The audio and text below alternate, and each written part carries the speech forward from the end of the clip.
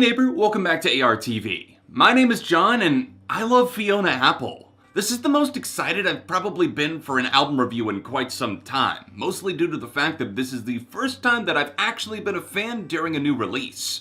8 long years after the Idler Wheel, we've arrived at album 5, so I now have the absolute pleasure of reviewing the fantastically titled Fetch the Bolt Cutters from this one in a million artist extraordinaire herself. We've all been waiting patiently for this one, and with Fiona, it almost just seems natural at this point to wait for her timing, knowing that she's not forcing herself to create if the vision isn't fully there. Over the years, I've mentioned my admiration of her artistry a few times on the channel, including a #1 spot on my list of artists that I love but never get to talk about. Now that 5 albums are officially out in the world, let me know in the comments if you want to see a Fiona Apple ranked episode. Fetch the Bolt Cutters was finally completed in early 2020 with the release date being set in March, and my mood instantly skyrocketed. This is no ordinary musician we're looking at. This is Fiona fucking Apple, the strong-willed woman that can literally have her picture next to the definition of artist in the dictionary. When Fiona drops an album, you know she means it. Even though there's a lot at stake after letting so many years pass, I look back to her own discography to see the amazing payoffs after the 5-year gap between When the Pawn and Extraordinary Machine, or the 7 years from that to Idler Wheel. There was never a doubt in my mind that she'd deliver something special, and after spending some time in isolation with Fetch the Bolt Cutters, a title that is way too much fun to say, I'm looking an Album of the Year candidate dead in the eyes. If you thought cuts like Hot Knife from the last record were wild and percussion-filled, well, #1, you were definitely right, they were, and it was electrifying, but #2, she doubled down on that sound and lines the backbone of Bolt Cutters with homemade sounds such as stomping, banging walls, ringing glasses, barking dogs, and friendly sisters. This is one of the most uniquely ordinary albums I've ever heard. There's nothing fancy about it at all. In fact, its beauty lies in the way that it's imperfectly perfect. Fiona Apple captures humanity in a bottle across 13 raw, explosive tracks that makes you feel a bit like you're dancing on dynamite. The anger explodes at just the right moment, time and time again, but the anger doesn't normally erupt out of nowhere. She plants the seeds of doubt, apathy, remorse, and fear in the same trusty fields, but it's the roots of anger that grow the fastest and loudest, leading us to, probably unfairly, giving them the most attention. Of course, those outbursts sound phenomenal over custom percussion, breezy upright bass, and even some of those blazing pianos Fiona does so well, but the real reason that this album is gonna be remembered as a masterpiece has more to do with its diversity than it does a singular element.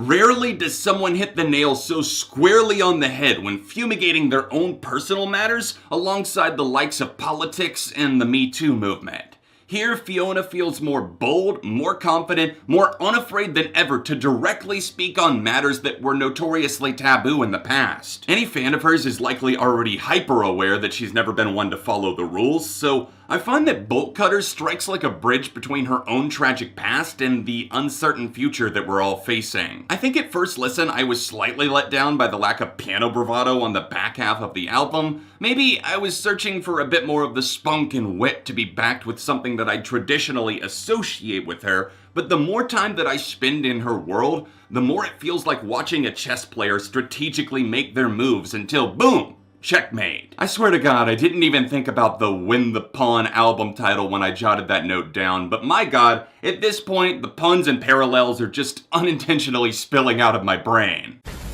Fiona Apple is no stranger to the art of tinkering with household objects to get the right sound, given that everything from wall hits to Velcro rips were heard on Idler Wheel. It's just that she's found a way to perfect the madness into something that's still sneakily catchy, spry, but also spacey. Music to channel your rage and clear your head to. If I had $1 for every cleverly worded metaphor, flight of fancy, or poetic musing on Fetch the Bolt Cutters, I'd probably take a month off of work because my pockets would be overflowing with cash. She's aggressive, content, sad, and preachy without ever feeling forced. That's a rare accomplishment, and I have a feeling that this is going to be one of those fine wine albums that I only come back to in full every so often, since I don't want it to lose its impact on me. Normally, this is where I'd go through and call out specific tracks that make or break an album, but I really don't feel like I have any sort of special insight for specific songs that hasn't already been said 1,000 times over. Plus, Fiona herself did a track-by-track breakdown over at Vulture, so I will drop a link for that down below. It was so interesting to get to know these songs on a personal level, but I'm not totally gonna leave you high and dry when it comes to my overall thoughts. I mean, I'm not that cruel. How about a quick top 5 favorites from the album? Fair? Fair. This was like handpicking favorite children, and there's not a song that I even remotely dislike, including the closing chant, On I Go, but alas, I sacrificed my sanity for the content. Shameika was hands down the ringleader of this album's twisted fun. It's one of the best songs that I've heard in the past few years. The pianos literally make you feel like you're in her shoes, racing down the sidewalk after school, searching for some sort of escape. The pace change at the end where she calmly delivers lyrics about being pissed off, funny at warm, and being a good man in a storm,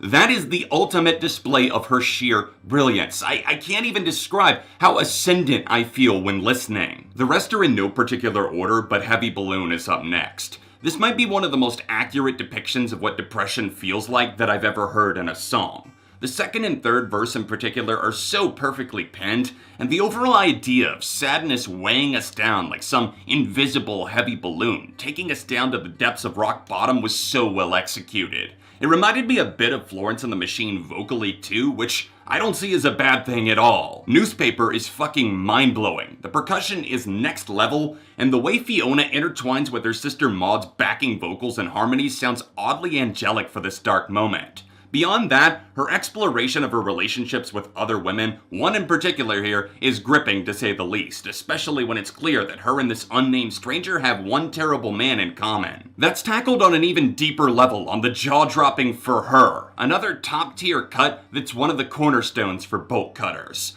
Featuring a driving pace with stomping drums, claps, and vocals that I can only describe as subtly pissed off and seething, Fiona wrote a song for the women that have had to deal with the horrible Harvey Weinsteins of Hollywood. Only one more spot open, and it's gonna have to go to the title track. Fetch the Bolt Cutters is unparalleled in its clarity as she delivers a poignant message about escaping whatever toxic situation you might find yourself in. I grew up in the shoes they told me I could fill, as the central lyric I could point to is what defines Fiona bridging her tragic past to the peace that she slowly allowed herself to find. The looming bass line and the unnerving ending with the dogs barking somehow made it feel that much more real, and I love it for that. Fiona Apple may have stepped out of the public eye long ago, but she clearly never stopped observing the world around her. I relate to Fiona on some small scale since I too feel that so much emphasis is put on the wrong people and priorities, but if there's one lesson that I think we can all learn from her strangely terrific album, it's that we should all strive to get to a place where we feel content despite the ugliness of the things we can't change. Fetch the Bolt Cutters cops a perfect 5 out of 5 from me, an album of the year candidate for sure, and another record from Fiona Apple that I would consider worthy of that score. Again, if you're interested in seeing me rank Fiona's albums in addition to maybe doing a top 10 countdown of my favorite songs, then let me know by liking this video and by yelling at me about it in the comments. Check out that video I mentioned about artists I love but never get to talk about by tapping here, or tap this card here for another album review. Socials including Patreon can be found in the description down below, and I will see you soon for more on ARTV.